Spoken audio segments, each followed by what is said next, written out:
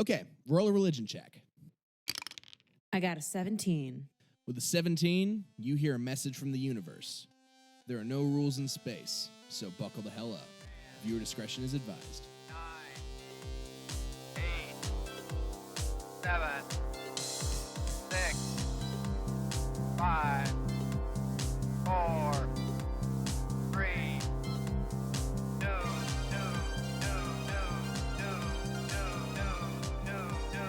1.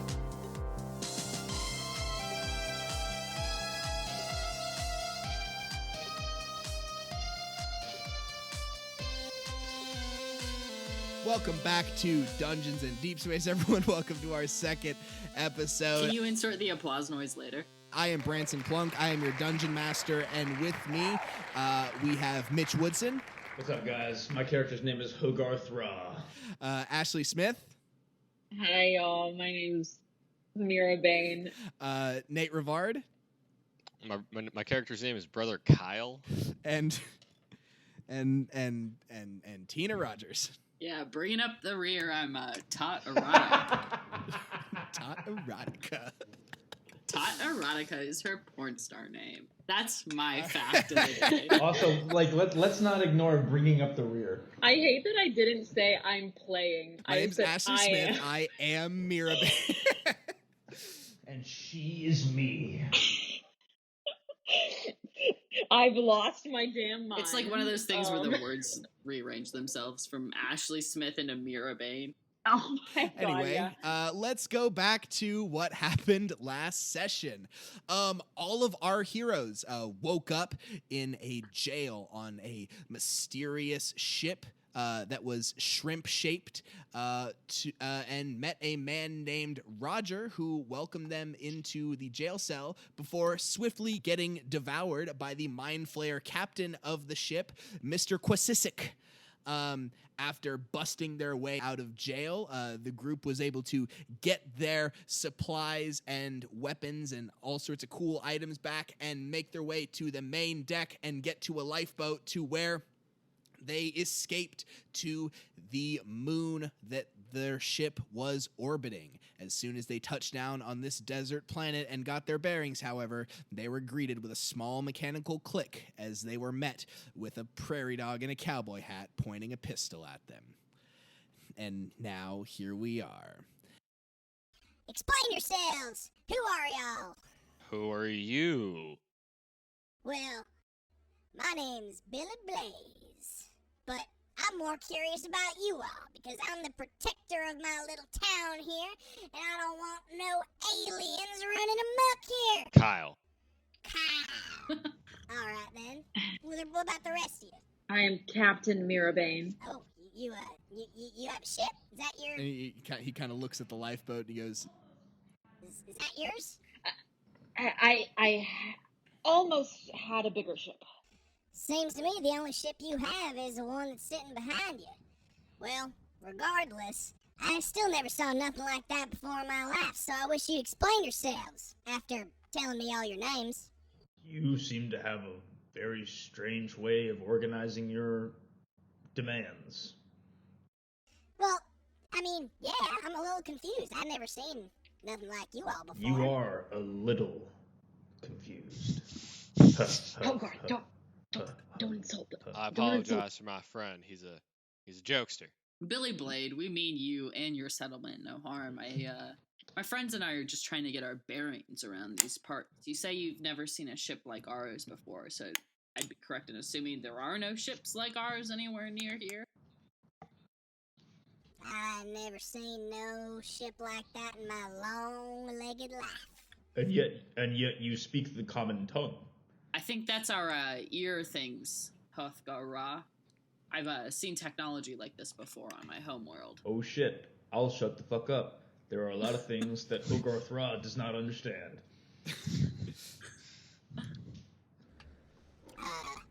Right. Anyway, why are y'all here? You're not here to cause no ruckus, are you? The more you talk, the less I'm scared of you. No ruckus. No ruckus. No ruckus will be had. Probably.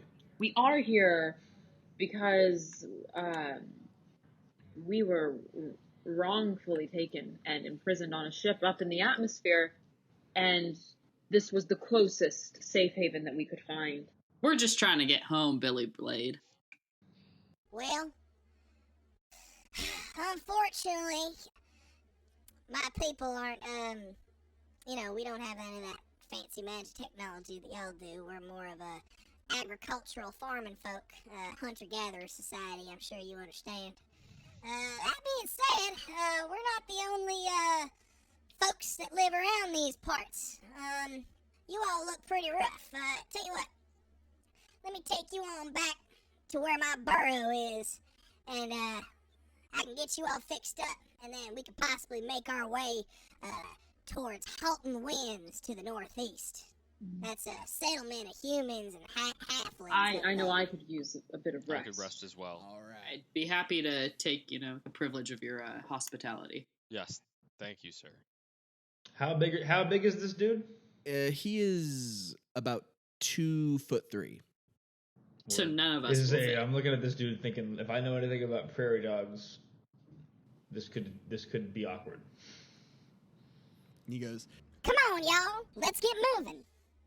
and he starts to walk to what him is a normal speed, but to you he's not walking very fast. But he starts to lead you across this kind of land bridge to another side here, to where you can see the desert kind of open up across bit of water with a wooden rope bridge that's built across it.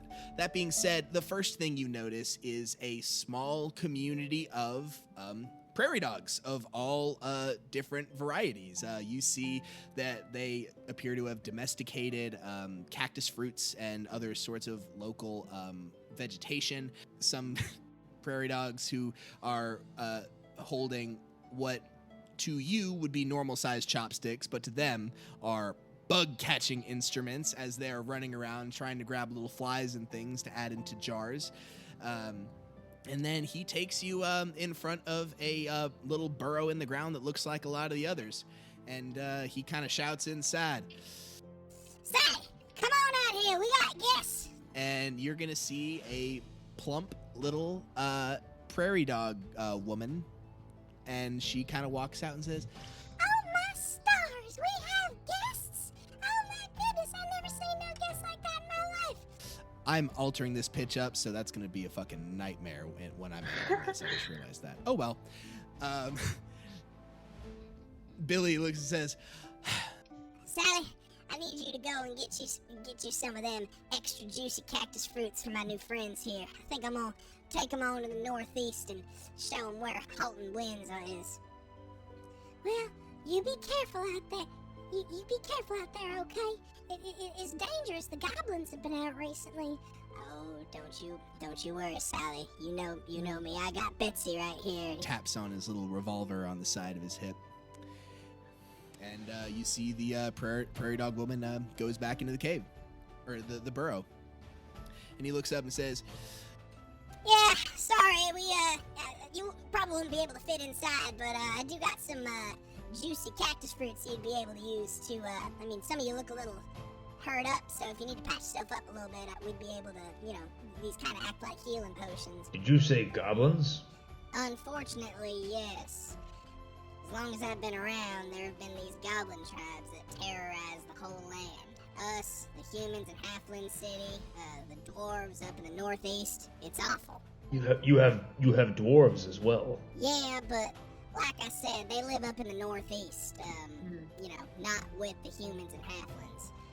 They do trade in between the two cities, though. I will say, we're not involved in that trade, though, because most of the stuff that we make. and he kind of, just kind of points to his size. You go, Sure. You get it.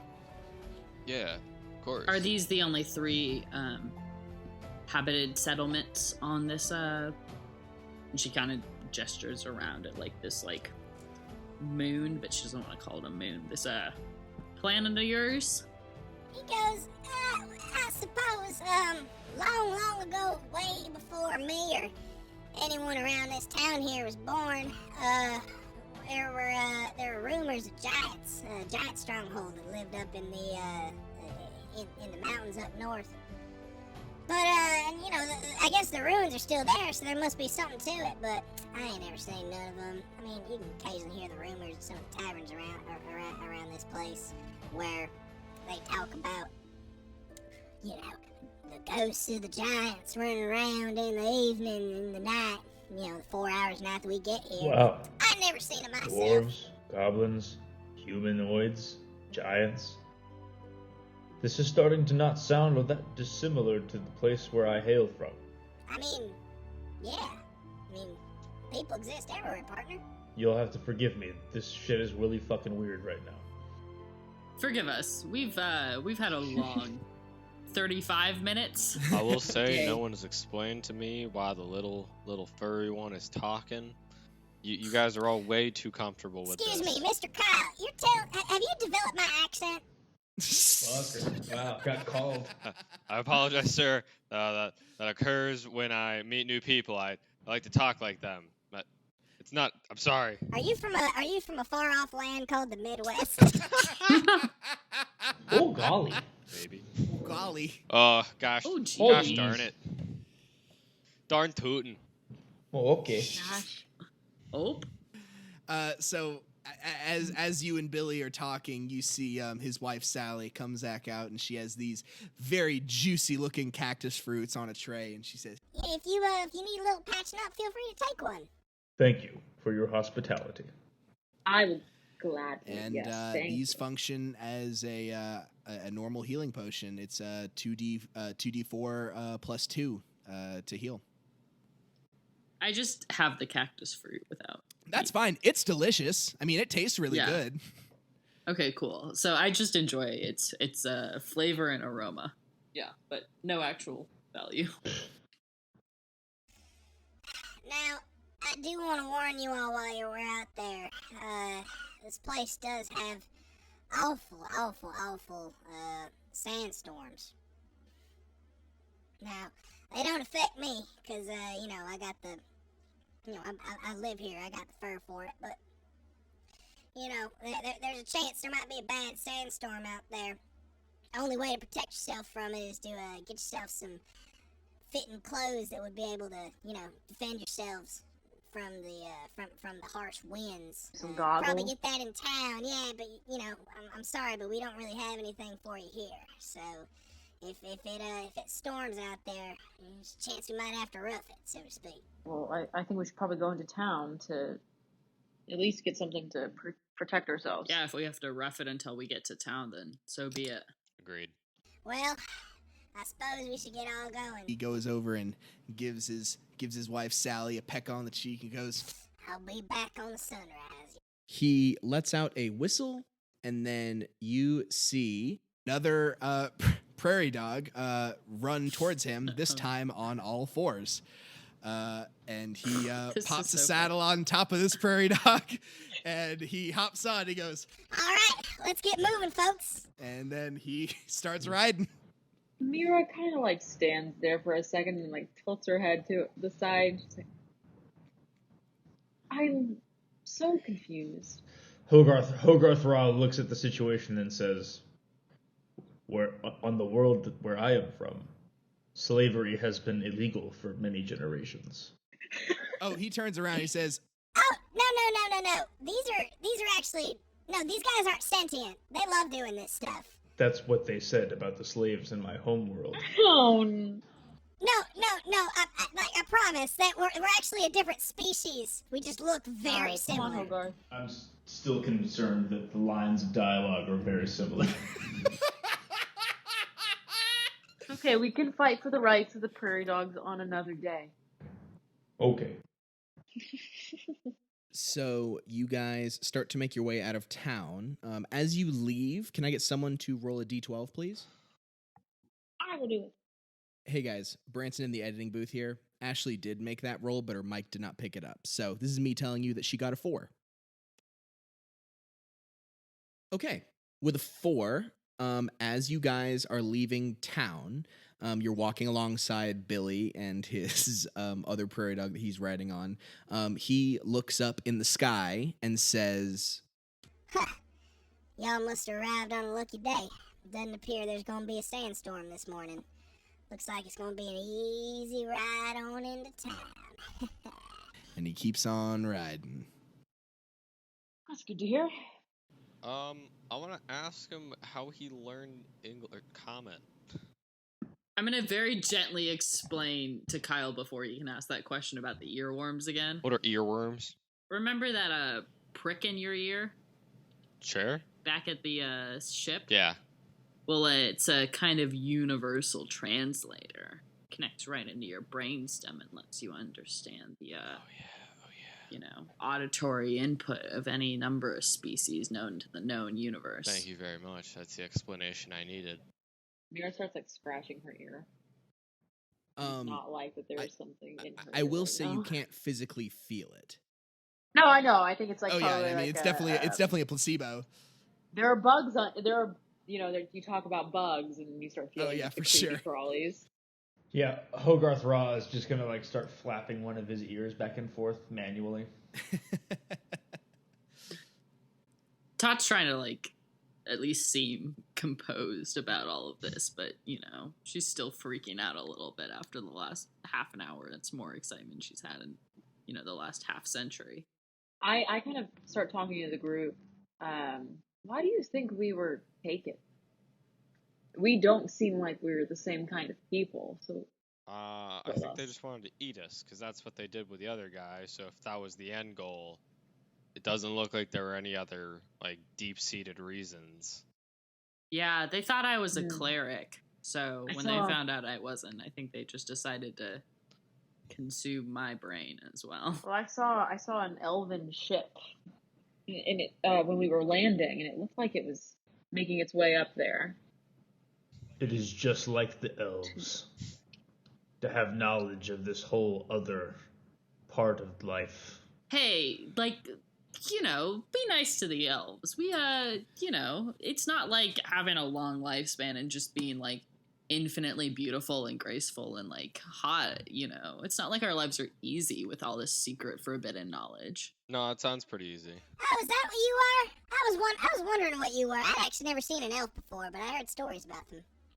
It's like, I'm not a normal type of elf, but, most of the elves you see around these parts are distant cousins.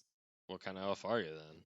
We're, void elves is the particular subspecies that I am a part of. Okay. Yeah, it's not But, scary at all. It's really not scary. It's mostly just, I have cool hair and, they say that our fates are in the constellation of the void that our bodies produce, but I think that's mostly just mystical mumbo jumbo. That's fancy talk. Wait, you're telling me that your destiny is in the void that your own bodies produce? That's super cool. Where can I do that? Well, I'd be happy to refer you to my religious leaders, but unfortunately, I'm out of contact with them these days. I appear to have a bit of a schism. What happened? I like getting into some deep-seated issues. She kind of like turns to Brother Kyle and like gives him a once-over, and then finally she's just like, "Well, I mean, there's the age-old debate: what side does the toilet paper roll go on?" Oh. It was just too much for us to bear, and she's very clearly kidding. It just doesn't really Completely understandable. get into those deep-seated issues. Brother Kyle believes it, hook, line, and sinker. Yeah.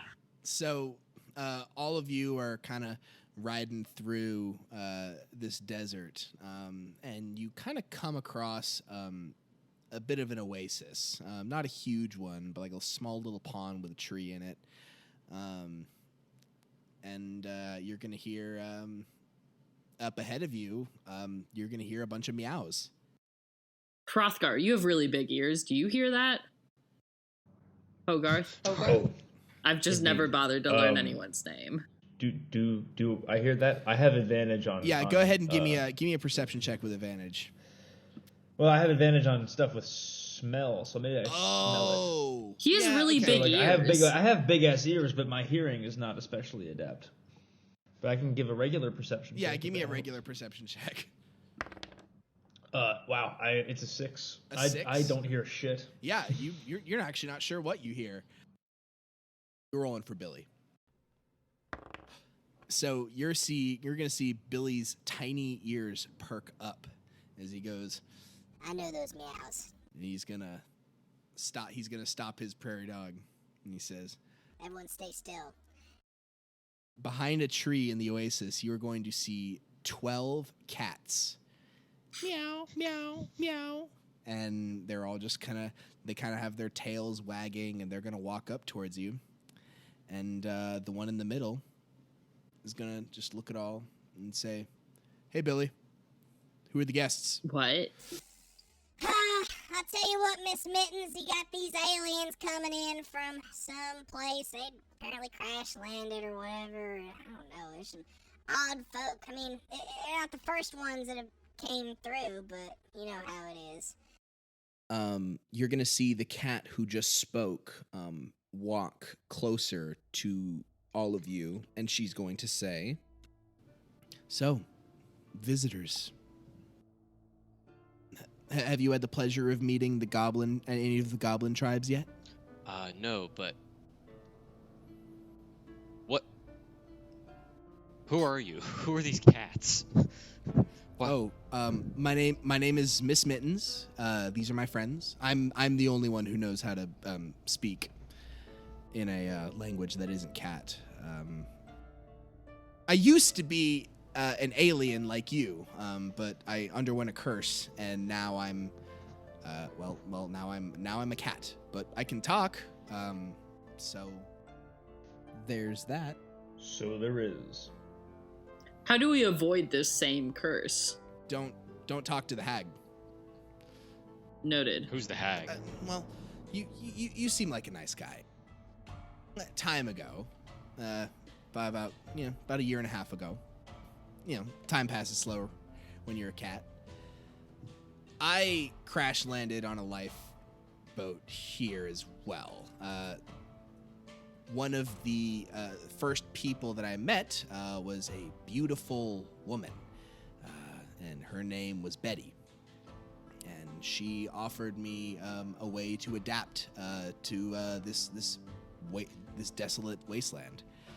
And not thinking, I said I would appreciate any help she would give me. And here I am. A cat. A cat, yeah. Yeah. I mean, I'm a cat, but the sandstorms don't hurt me, so there's that, I guess. Respect. Okay. Can't. That's convenient. So, what can you help us with, or do you need help? Well, honestly, I'm more interested to see what brought you all here.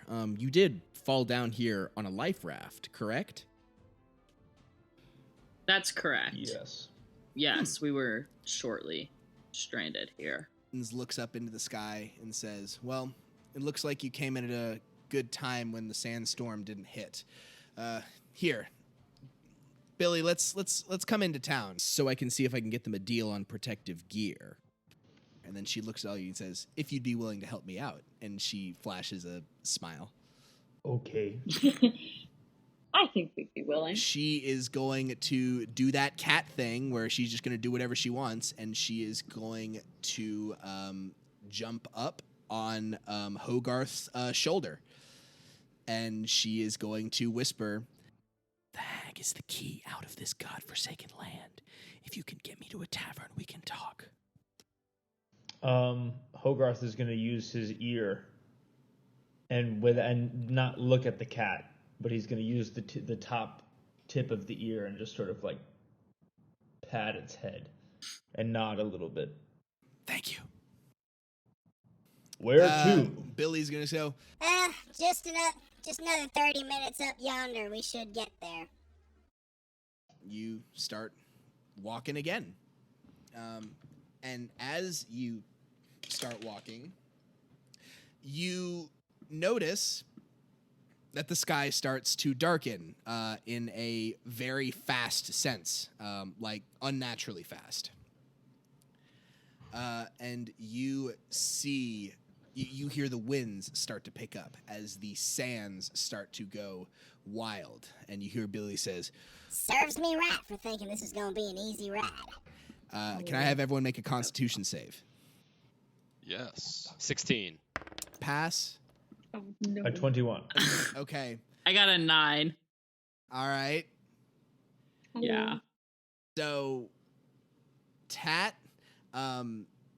you are suddenly hit with a gust of this hard sand that hits you. You are going to take 4 piercing damage. Oh no. Okay. As this sand kind of pierces your skin.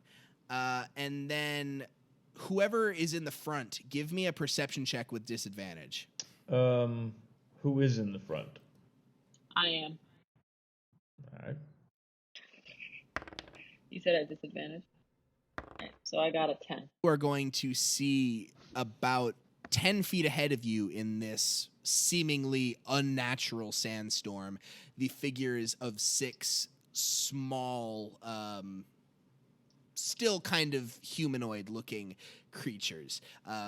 They walk kind of further, and you are able to see that it is 6 goblins, but with what appears to be an unnaturally thick skin that appears to be resistant to any of this sandstorm. They have their weapons drawn, and they look at you and they say, "Goods, weapons, currency. Hand them over." Very good. No. All of those were nouns, except for hand him over. Which is a command. Yeah. So I think he's insinuating he wants our stuff. And to that, I say no. Yeah, to that Yeah. I say... You're gonna see the head goblin go, What's a Pass. noun?" It's a person, place, or thing. The type of stuff that you won't be unless you get out of our way. You're just gonna obliterate him out of nounhood. Oh, you guys will explain this, but you won't explain Roll to me initiative. why I'm in space? Okay, I see. Tat, what'd you roll? I got an 8. 8. Brother Kyle? 7. Hogarth? 7 also. This is the second time me and Kyle have matched. So I go. think I Kyle go after has- Hogarth. Or okay. I go after Kyle, rather. And Meera? 14. Nice. Okay. Up first, one of the goblins is going to run forward. I don't know what a noun is, but I'm gonna kill you because of it. And he is going to run towards Hogarth and try and take a swing at him. His scimitar just slips and misses. He rolled a 7, which is definitely going to miss. And then another one of the goblins from that was behind the first one that ran at you is going to pull out his short bow and try and take a shot at Meera because she is in the front. And that is going to be a 19. Meera, you see this arrow from the short bow fly out, and it's going to strike you for a whopping 2 damage. You are up. There is a goblin who is a little bit beside and behind you, there are 6 goblins who are kind of dispersed in front of, or excuse me, 5 goblins dispersed in front of you. And the one beside me and behind me is engaged, correct? Correct. I'm going for that one. Go ahead. 23.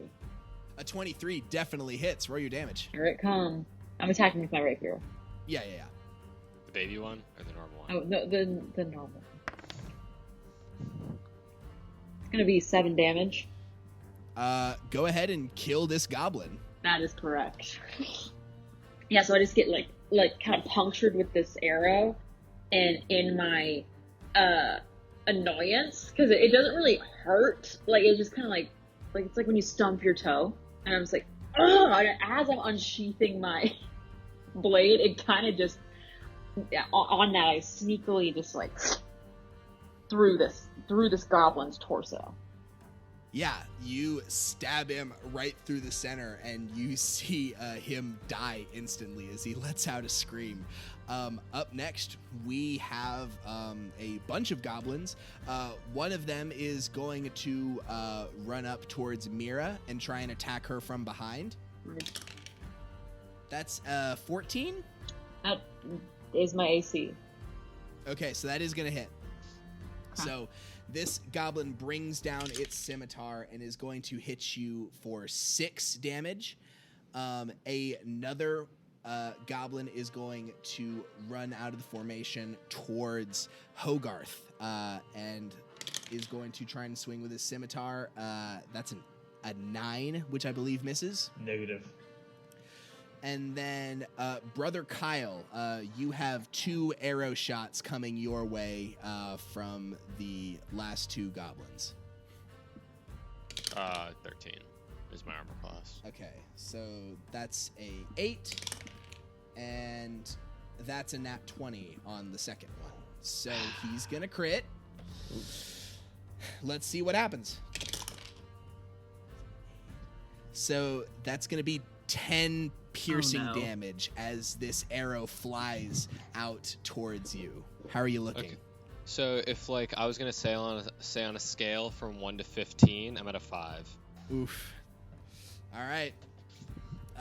Well, after that, you just got hit tough. There are 2 goblins who are, you could get within melee range of, and then there are 3 more kind of further out. What do you want to do? Me? Yeah, Kyle. I want to punch the one that's closest to me. All right, that would be the one who is in front of Meera. Yeah, I'm gonna punch him. Okay. Punch number 1. 18. 18 definitely hits. Roll for damage. 4. The first one hits with 4. Second punch. 18. That hits too. 7. Give him the old 1-2 to death. I'm gonna hit him with a left hook. I'm gonna hit him with a right hook. He's gonna die. And you see this goblin looks like one of those cartoon guys when they get beat up, like with the stars around his head and his eyes are all blacked out, and he goes, ooh, and he just falls down. Nice. Tat, you're up next. So there's a couple goblins that are standing next to each other, right? Yes. Okay, I'm gonna cast Ice Knife at the one in the middle, and then the other 2 are gonna have to take Dex saves against the DC 14. It's actually just the one, but I mean they'll still have to make the Dex save. Yeah. Sorry. Then the target and each creature within 5 feet of it. So if there's one on either side, would they both be within 5 feet? I mean it's the one guy and a guy who's next to him. Yeah, perfect. That works. So do I roll Dex saves for both of them? The target and each creature, yeah. Okay. That's a 2 and a 19. Okay, so the 2 fails, so he takes, and then the main knife part misses. Fuck, that's a 3. He takes 3 damage. Okay. Both of them take 3, right? No, just the one that failed. Okay, gotcha. So you are going to see you hurl this ice knife across this desert storm, and you see that it does miss the guy you tried to hit, but you see it shatters into this, it peppers into this other goblin's chest as he lets out a scream. You can tell that this hurt him a lot. Hogarth, you are up next. There's a goblin directly in front of you, and... yeah, that's all of the guys who are in current melee range unless you want to run forward. Yeah, I think I'm going to go ahead and just try to ice the dude right in front of me. I'm going to pull my great axe from behind me, and I'm going to try to kill this motherfucker. Does a 12 hit? A 12 does not. He has a shield. You swing your hammer down, and he is just able to move, use his shield to move your axe to the other side. Yeah, that's a real bitch. End of turn. And we are back up to the top with one of the goblins at range, who is not next to the other 2. He is going to throw his short bow to the side and grab his sword. He's going to try and take a hit on him. And that is a 9, which is going to miss. We're back to Meera. I'm going to go for that dude who just went for Hogarth. Go ahead. Stop coming for my main elephant dude like that. Okay. A 25. Ooh, a 25 definitely hits. Go ahead and roll damage. And you do have sneak attack. This dude is dead. Yeah, ice this guy with a 9 damage. So yeah, so that's not even with the sneak. So it's 13 damage with the. Oh, okay, yeah. I see this goblin run up to Hogarth, and I'm just like, I'm pissed. I'm my hair is like really glowing now. It's like because it's like fire, and my eyes are looking a little on the red side, and I just stab my rapier right down through his skull. I make a kebab out of this goblin. And as you do that shishka goblin, he lets out a scream and dies and then kills the DM because that was a bad joke. Anyway, we have one other goblin who is still next to Hogarth. And as he watches his buddy get shish kebabbed, he is going to try and make a morale check. And he crit failed. So he looks at his buddy just get killed in one shot, and he decides to run off out of the way. Hogarth, you have the chance for an opportunity of attack if you want. Opportunity of attack. Does a 24 hit? Oh yeah, it does. I roll a 10 damage and cut his goddamn head off. Yes, you do. With that, you axe him and just cut him to the ground. He falls, no problem. And now we have the 2 archer goblins left. They are going to ready their bows, and one of them is going to try and take a shot at Tat, and that's a 19. Fuck, yeah, that hits. Tat, you're going to take 3 piercing damage. Okay. Gotcha. And then, Brother Kyle, you got an arrow coming in your way as well. Fuck. This guy critted. Okay. Oh no. What is that? Oh no. That's gonna be 10 piercing damage. Oh no. Brother Kyle goes down. Oh no. Oh Yeah, I'm no. dead. You're not dead, but you are down. Dying. Brother Kyle, you are up. Go ahead and give me a death saving throw. Do you know how these work? Nope, never done one. Okay. Never died before. So you are going to So roll a cute. d20 and tell me, just let's see what you get. Can I find out what happens if I don't roll well? Yeah. So here's how this goes. So on each of your turns, you are going to roll a death saving throw. If you roll a 10 or below, that's considered a fail. If you roll a 11 or higher, that's considered a pass. Okay. If you get 3 fails, you die. If you get 3 passes, you're up at 1 hit point. That being said, your friends can try and stabilize or heal you if they have said abilities. So go ahead and give me a d20. Let's see. A nat 1. No.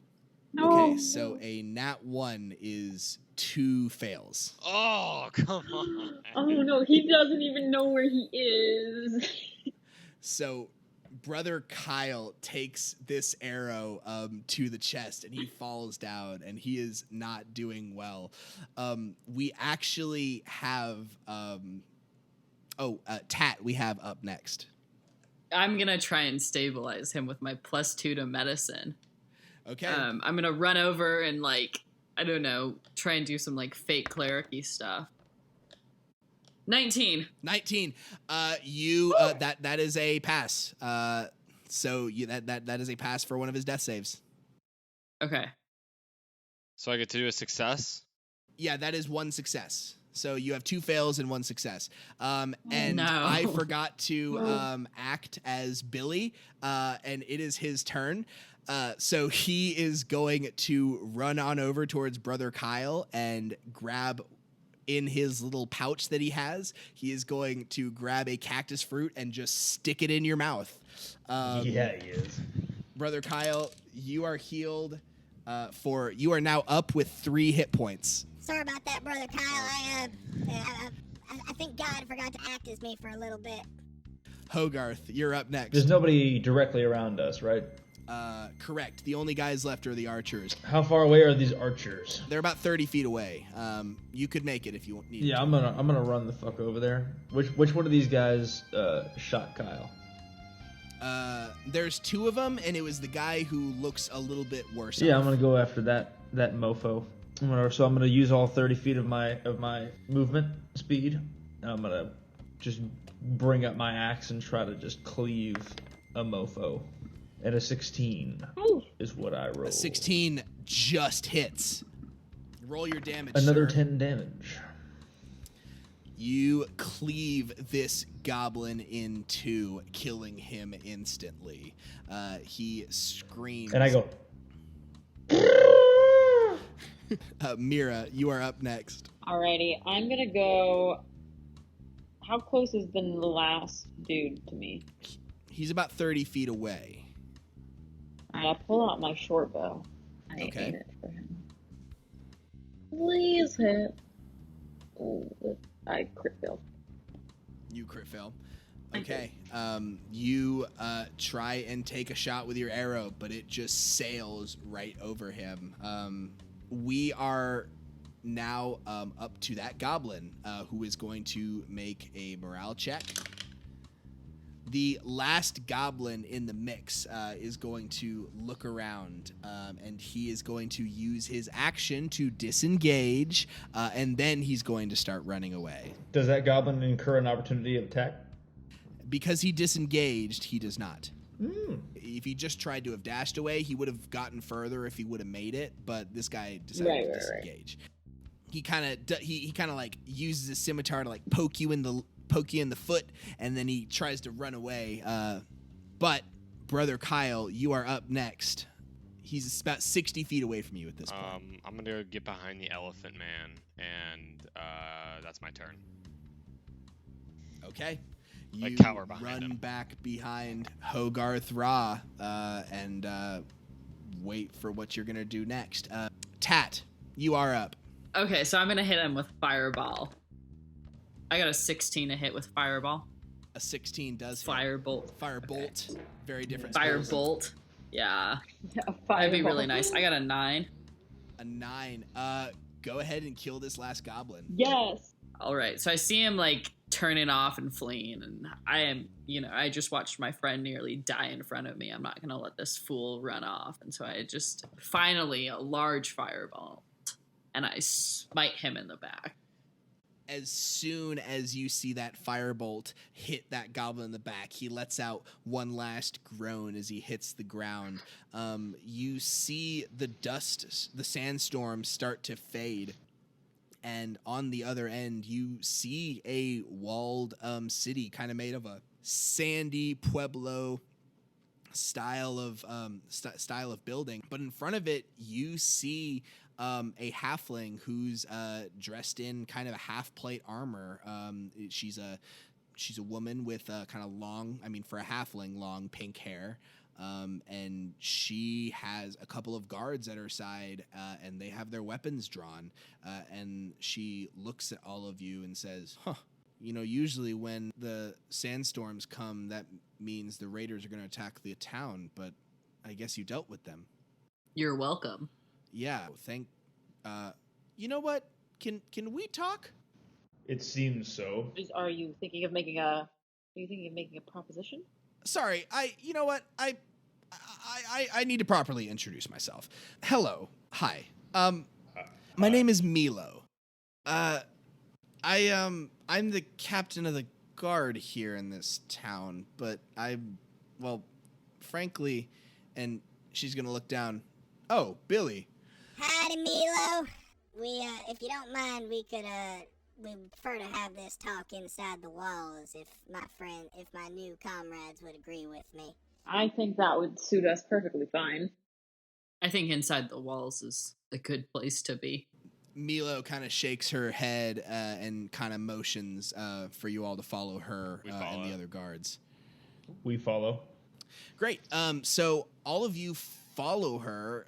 You walk inside this kind of small walled town, and you see that it is very much a type of desert town. A lot of very tan people, just from the amount of time spent in the sun, but they all have like very protective gear to make sure they don't get hit from these awful sandstorms that you just got put in.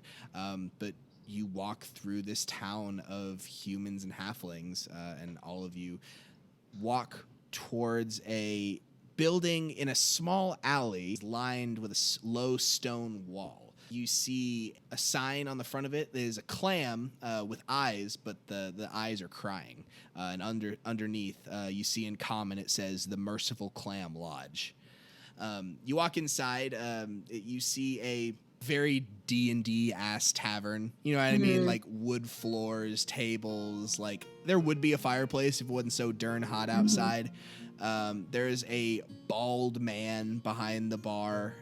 He's kind of a bigger guy. And the pink-haired halfling gestures towards a table and says, "Look, first round's on me. What can I get you all?" What do you have? She kind of looks back. Solomon, what do you have today? Well, I have wine, beer, ale. The dwarves shipped in some decent vodka, but as usual, that's going to be extra. You know how it is. Milo kind of looks at you all and kind of says, well, wine. You Wine is the only thing I'm Wine. allowed to drink. I'll have the wine. There is food here as I'm well. allowed 4 to drink ales, ale. please. I wanted a wine. What is it? I know the 4 ales are just for me. What does everyone else want? Funny man. You see Milo's eyes kind of like widen and says, okay, tell you what, how about I get you 2 and then we'll talk about the other 2. Okay, you know what? I'll be back in a second. And she walks over and says a couple things to Solomon, and he kind of like shakes his head yes, and he like helps her bring over a bunch of cups and drinks because, she's kind of small. And she sits you all down and says, well, I'm sorry you didn't have a very good welcome, but welcome to Halting Winds. I would say that we're happy to be here, but our circumstances that we came here were not entirely the best. She's gonna look at all of you and kind of stop on Brother Kyle. She says, in all honesty, no offense, but and pointing towards Kyle, it says, you are the only species, I guess, that I recognize of all of you. I mean, we've had aliens before. Sorry, is that a bad term? No, it's cool. It's cool. I don't know what's going on, so I can't be offended. Okay, great. How did you get here? There was a ship orbiting near your atmosphere. Do any of these terms kind of make sense to you? I know atmosphere, and I know ship. Okay, so there was a ship in the sky, floating in your atmosphere, and I do not know in which way my compatriots arrived on the ship, but I was plucked out of a situation. Yeah, let's just say that. I was plucked out of a situation, and then I appeared on a ship. And I found the rest of my companions here in a cell with me, and we had to escape. Otherwise, we would have been Killed. Let's just say We would have been killed. yes. That's a delicate way to put it. Brain sucked. Some people would say it that way. That being said, we mean you no harm and really just wish to return to our own planetary systems. We don't want any trouble here, but what we can do for you and you can do for us is very much on the table for Milo discussion. kind of scratches her head and says, well, okay, I unfortunately, while I am aware that, there's other stuff out there, I'm not exactly sure we don't have any of those traveling capabilities ourselves. that being said, you might have a better bet talking to the dwarves in the northeast. They do have an enchanter among them. If they know how to use magic, maybe they'd be more help than someone here. None of us are really skilled or really have any tomes or anything to, learn it. So anyone who needs anything magic done on this in this land, well, we have to head up to the dwarven stronghold. Yes, dwarves. Good folk, in my experience. They're kind of short. She kind of nods her head. Yeah, they're nice. And she looks over to you, Kyle. What's wrong with short people? Nothing. They just it's really hard for my neck because I gotta look down so much. I'm just really tall. I mean, I'm sitting at the same table as you. It's not like it's. I whack brother Kyle in the back of the I head. apologize, ma'am. So, and then Hogarth leans over Kyle and looks down at him and goes, sometimes looking down is just looking down. I was going to say something more clever, but then I forgot what it was. It's okay. You did your best. Stop being such a dick. Stop looking down at others, bro. Yeah, it's on me. Sorry, guys. Bro, Osama bin Laden. Sometimes looking down is just looking down. So wise. Hogarth, ever the ally. What I was gonna say, now that I remember, is everyone looks down at someone else. I kind of liked what you had before. No. Yeah, I don't really think that. Sometimes looking down is just looking down, man. It's it's equally stupid, but also sort of zen.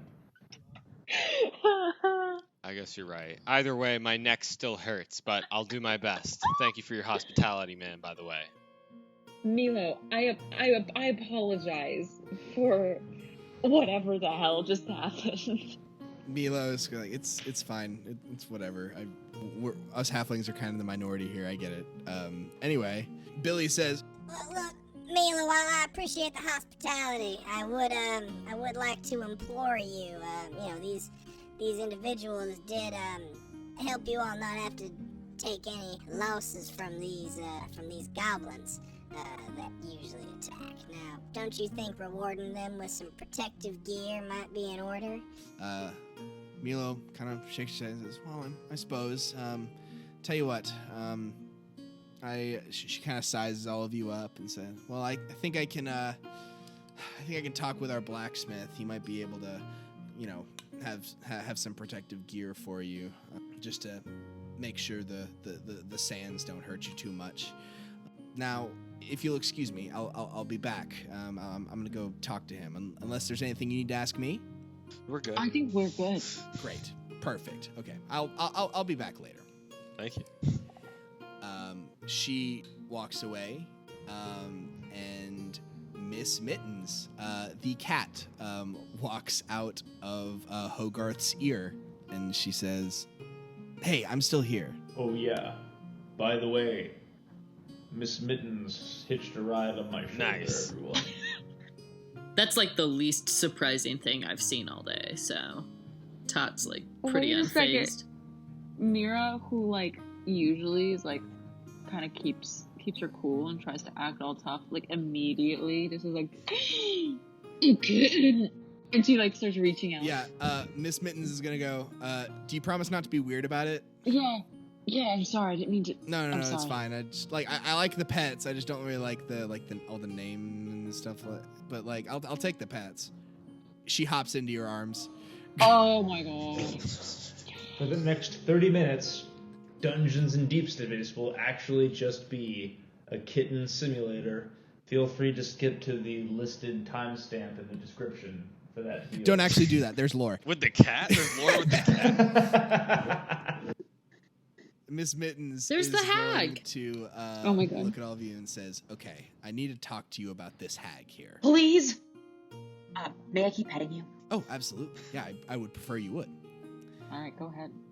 So, like I said, I came here a year and a half ago on a similar boat that you all did. This hag offered me protection from the sand, but I didn't realize she was actually tricking me, and it was a whole blah, blah, blah. while apparently, and I've talked to some of the dwarves about this, and apparently they know better than I do. Apparently, this hag gets power from making deals. And for a long time, there was, according to some of like the elder dwarves, according to them, this hag didn't really have any powers because everyone knew not to make a deal with her. But then at some point, she just, well, I don't know. From what they tell me, it was before when I came here, but Make a deal? I it's the only way the hag gained new powers, but apparently there was some kind of, I don't know, something happened years ago, and all of a sudden these goblins show up with super thick sandstorm resistant skin. The sandstorms are way worse than they were before, apparently. So there's something happened in this sand hag's lair. So the sand hag is just basically a contracts attorney, is what I'm hearing. Power in deals, really no power without the deal. It's all about the interpretation of the deal. She, deals in misleading phrases and. Yeah, I mean, I guess she's a lawyer. You could say that. Yeah, so she's a contracts attorney. Okay, guys, I know just what to do. Let me pull up my outline. There's like 4 ways to break a contract, and we're gonna do them all. You can also stab attorneys too, and then their contracts are not Actually, if the contract's already formed, then the obligation to perform that contract persists after death. So I don't know if killing this sand hag's gonna be the best bet, guys, but... Well, I don't want to have to bring her to court. That seems kind of redundant. What? In space. You have a problem with space court? Space court is for late episodes, I guys. guess I do. Didn't think about that. It's when we've done all the other shit in D&D. We need to do new stuff. Space and Order SB. And we decided to make a fortune off of frivolous exactly. lawsuits. Actually, you can be sanctioned for that. That's an FRCP Rule 11 violation. Oh yeah, that's why I listen to D&D podcasts, to listen about law. To listen to me go through my civil procedure outline. Yeah. But no, I really think we can beat this sand hag just with our fists. I have 2 of them, if you don't remember that. If you do not remember, he has 2 fists. 3 if you count his moose knuckle. Miss Mittens, did you sign anything, or was this a contract that you made with the sand hag in writing? This was a handshake. Thank God he didn't say it was oral. It was an oral agreement. Never mind. My idea. I think there's still something to it. I mean, if we cut off the cat's hand, is the deal off? No. Please don't cut off my paw. I was just thinking if it was like something in writing. I have a illusory script, and we could have her sign something and then change the words like literally so that she loses all her power. That was my. That's kind of sick. I don't know if that's how it would work. But... Well, I think we should stay in this arena. I think we either have to just beat her up with her fists before we can have any sort of even like implied assent to. Wait, we're beating her up with her fists? I didn't realize this was a dad fight. Where why are you hitting yourself was going to be like we're gonna cut him off and then beat her with him. That'll be fun. Yes, trash monk. It's as the prophets wrote, Why are you hitting yourself? No, but I mean, hypothetically, we could make a deal that if we alleviate this hag's power over the town, then they will help us get off the planet. And then if we go to the hag and say, hey, we need to make a deal with you in order to satisfy the town so that we can get off the planet.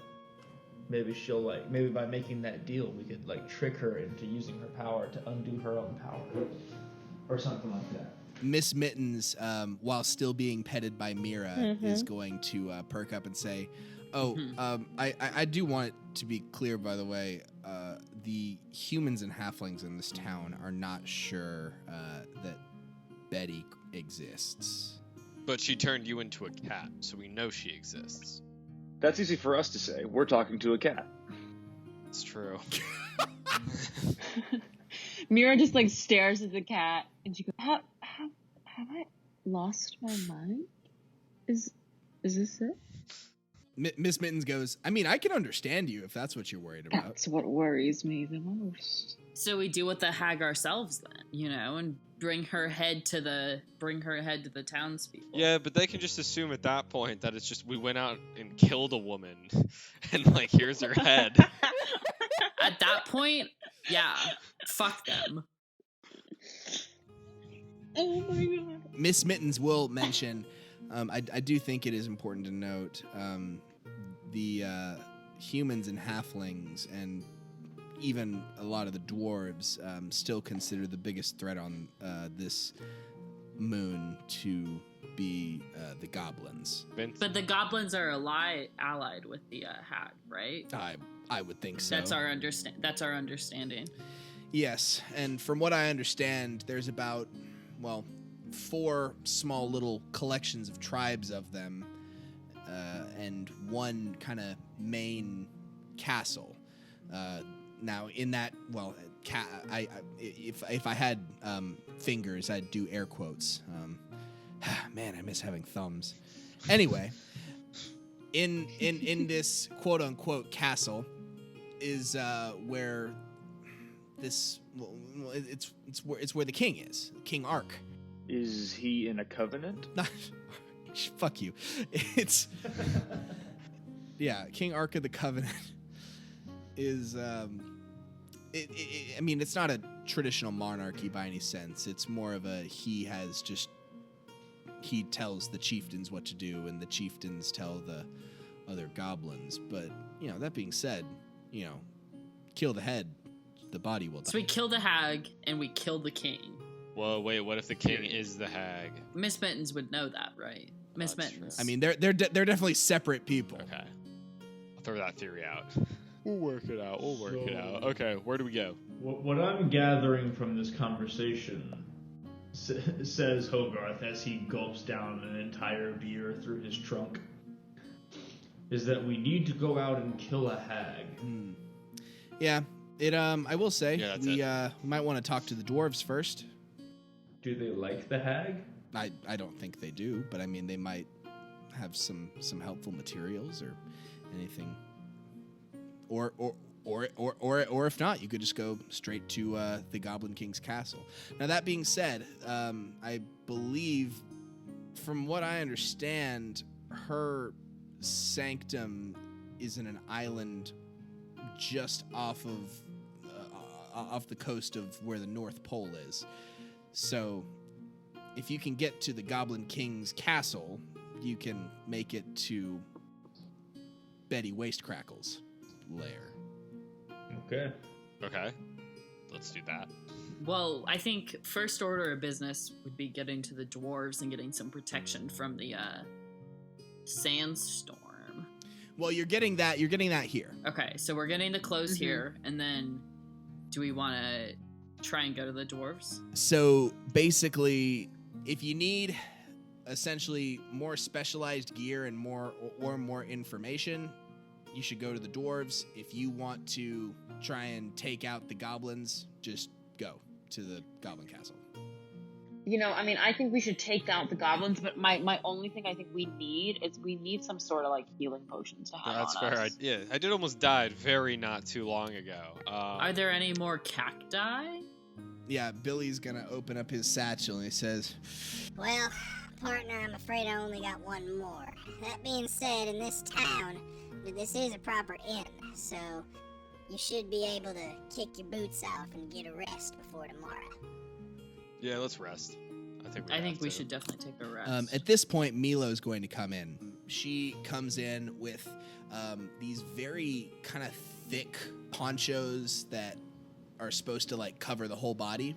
And she has ones that fit that fit all of you pretty well. And she hands you these thick woolen ponchos and says, "Here, they might get a little warm when the sandstorm isn't on, but it'll be worth it for when the sand is blowing hard." Look, I just really wanted to say thank you again. Of course. We've had to deal with these raider goblins as long as I've been alive. All of my job has been protecting this town, and it's It's good to see things might change here with some off-worlders.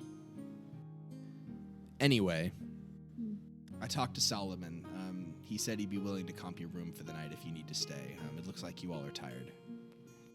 Thank you. Yeah, I think we'll head out in the morning to start maybe effectuating some real change around here. Well, I thank you again. And here, she's going to draw a rough map on a piece of paper. Everyone go ahead and take a long rest. Yay! I got key points again. Thank goodness. As you all are about to drift off and head off into your rooms, Billy says, Well, listen, I did want to say it was nice meeting you all, but I think I do got to get headed back. In the evening, the goblins try and raid our town, so I think I'll need to be moseying my way back. It was a pleasure meeting you all. Pleasure to meet you too. I wish you all the best of luck. We were very fortunate that you were the one who found us It was in a the pleasure, desert. Billy. he tips Friend. his cowboy hat and says, Well, if you ever want some of that delicious cactus fruit again, come on back to Fuzzy Burra. and he grabs his other non-sentient prairie dog that he rides, and he heads off and rides off into the sunset. I don't like that. I'm still thoroughly I hate convinced that this is a form of coercive slavery. I agree. Right now, my theory is lobotomy. Oh my And god. that's where we'll end our current session. Wow. Oh my goodness. Alrighty. Thank you for listening to episode 2. We will see you guys back next time around. Everyone sign off. Guys, where can we find you? What do you need to plug? Hello.